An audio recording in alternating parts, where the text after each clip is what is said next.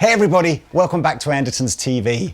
Today, my special guest is Rock and Roll Hall of Famer, Mr. Alex Lifeson. So welcome to Andertons TV, Alex. It's a pleasure to have you on. Thank you, Lee. It's my pleasure to be here. Today, we're really kind of celebrating the launch of the new Epiphone Alex Lifeson signature guitar. So thank you very much to Epiphone for setting this interview up. It's a massive honor to speak to you. Big fan of Rush. Crazy to think, you know, your band's been around for most of my life, and I, listen to a lot of your music. So it's a real pleasure to meet you at last. But I want to start off with sort of saying, you've played a lot of guitars during your professional career. What is it about Gibson guitars that sort of seems to continually draw you back to them? You know, I started out with a lot of lesser guitars, the Kenora and Harmony, and but my first Gibson was a 335, and it was like a dream come true. And I played, that guitar from, I guess, 1968, 69 through, right through to 2015. But certainly in those early years, that was my guitar when we were playing clubs and high schools and all of that stuff. So it was a very close relationship that I had with that instrument. So it was only natural that I would continue with Gibson. And as the band's experience grew, and it's like a box of tools. I got a lot of other guitars and other brands, and they all had their particular jobs. And I think I experimented a lot. I moved around quite a bit over the years. Always still played Gibson, but it was around the late 90s, I suppose, that I kind of really revisited Gibson. And it's just that I missed that thick, heavy tone of a Les Paul or an ES series guitar. And once I got back into it, then it started a whole new love affair with the instrument. So if you can hold up Sure. the new guitar, because it's kind of quite an interesting mix of traditional and contemporary features. I mean, the Access heel joint, the Floyd, the piezo pickups, all quite contemporary features. So does that give you everything that you need, or are you perhaps sometimes going back to more vintage style instruments for different tones? Well, yeah, that's a really good point. I do go back and forth, and I have some older vintage Les Pauls and 335s, and I go to them for specific things that I'm looking for.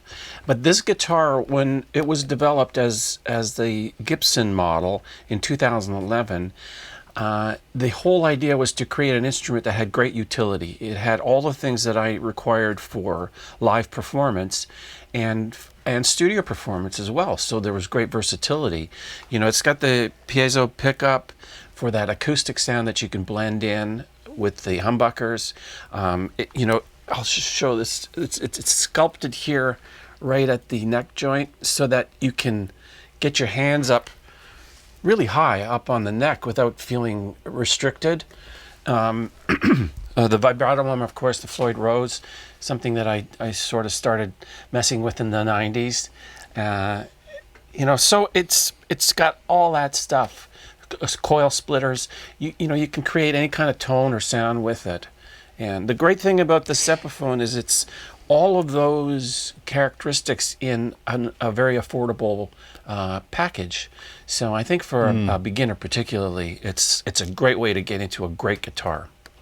I'm interested in, you're very well known for creating, really interesting textured kind of soundscapes and blending guitar and synth lines together.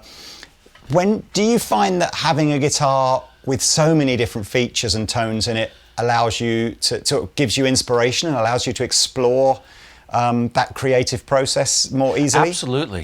Absolutely. And the more stuff you can fool around with, the greater the avenues you can follow to where you want to get to.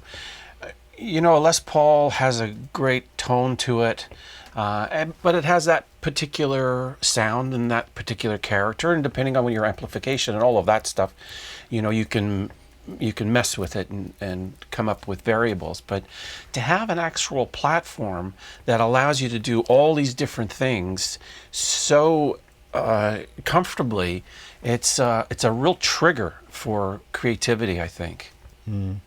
I mean, I'm fascinated to know, you've obviously played guitar through various sort of technological eras in terms of how you create tones, from valve amps and pedals through to digital modelers. Is your when you're in the mood to write, or perhaps when you're out performing, are you traveling with a massive pedal board and tons of different things, or have you got it all licked now and stored in like one little box, and you just click through the presets for different songs? I'm more of the massive guy. There's so much great stuff, and I like to have access to all of it. Certainly, to have a pedal board with a bunch of stomp boxes, if you're doing, well, any level of gig, but particularly smaller gigs, it's convenient, it's handy, it's got great flexibility and all of that. But, I would go for the rack-mounted high-end stuff when we were touring. When I do local gigs, which is not that common, but I typically take just a few stomp boxes and just plug them in and use them for that sort of thing. But I miss the big pedal board and all that flexibility. I mean, I guess you'd have had someone else even to press all the buttons, would you, or all of the changes sequenced in with the No, I always did it. You do it all yourself. Yeah. Wow. So you're not only are you concentrating on the guitar parts, but you're also having to memorize your tap dancing routine at the same time. Absolutely. I always wanted to be in control of that. I didn't trust anybody to make my mistakes for me. Oh, that's amazing. So look, if we talk about the Epiphone again, how did you sort of transition between, because I remember the Alex Lifeson signature Gibson guitar. It was a beautiful guitar. It was pretty popular. But clearly the Epiphone thing is going to open up that guitar to a much, much wider audience of people who can afford that guitar. So how did the Epiphone relationship go down? Well, Epiphone is a part of Gibson, the Gibson family. I'd done some things with the Masterbuilt acoustics in the early 2000s as well with Epiphone. And I was approached by them and the people at Gibson of bringing this line out, which was really that Access Alex Lifeson model, but in a more affordable package, particularly for beginner players. And my concern at the time was, is the quality going to be good enough? Because that price point is really quite different. It's quite a bit lower than what the price point was for the Gibson model. And I worried about the quality, the weight of the wood, all of those things. And would it really work out to be something that I could get my name behind and be proud of? And after Epiphone sent me the first prototypes, we did a few prototypes, but after they sent the first prototype, I was like, this is great. This is exactly what I was hoping for, because the quality is all there. And I talk about the playability. It's all there. Everything is there that the Gibson model has, and yet it's at a really, really good price point for someone who's just getting into it. I was surprised actually at the price, how many features you'd managed to load in there. I mean, the Ghost Floyd, that's an expensive piece of kit, and the Access heel joint and everything. These are all things that as you say, traditionally you'd expect to pay a lot of money for. So, I've been super impressed with what the new owners of Gibson have managed to do on all the lines they own over the last 2 or 3 years. Epiphone is in a league that it's maybe never been in before now in terms of quality. So it's very, very cool. So I know, obviously we said just before we started the interview that you're in a very cool looking studio at the moment, which you've recorded some of your own material in. Can you tell us a little bit about what you're personally doing this year in terms of, you got some new music coming out? Yeah, I have 2 tracks on my website that were in the video for the Epiphone, Kabul Blues and Spy House, they're called. So that's a little indication of some of the stuff that I've been doing in the last 4 or 5 years. Currently, I've been working with Andy Curran on some material. He sent me some stuff that he was working on. Boy, it's got to be 4 years now, and it just asked if I would put some guitars on it for him, which I did do. And then another track came, and then it changed singers. And Maya Wynn is the current singer in this project. She's from Portland, Oregon. Fantastic voice, great singer with great sensibilities.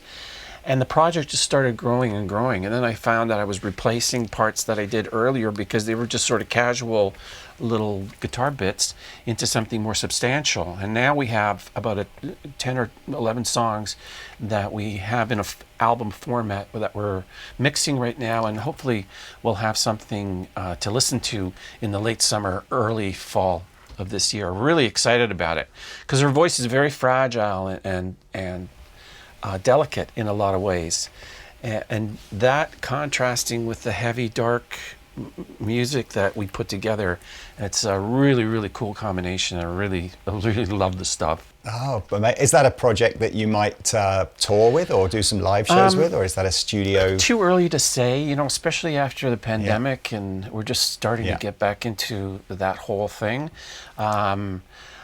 Right now we're focused on doing the mixes, getting it sounding the way we want it to, and see what we can do in terms of distribution, and then we'll see.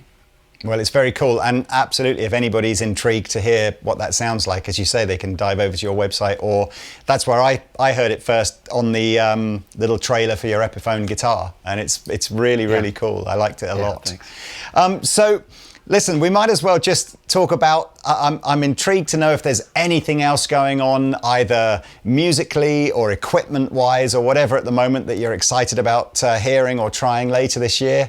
You know, excited to, when we finally get those Epiphone guitars over here, I'm excited to try those. So is there anything else that you're excited about? Well, we're developing a number of things. You know, I've had an amp line for quite a few years now. We're updating that. We're looking at a number of other little accessories that I'm going to get involved with. So we're looking at a few things and sort of developing it from the gear standpoint. And I think it all coincides with what's going on and this new music and all of that. So I'm looking forward to an exciting fall, I think, for all of these things that we're developing at this point.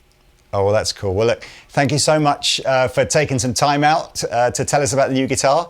If you're ever back in the UK, please do come to our studio, and you know, we can talk some more about guitars and pedals and amps and stuff like that. But good luck with everything at the moment, and you know, thank you so much again for taking the time to spend with us. All right, brilliant. Thanks so much, everybody. Alex Lifeson.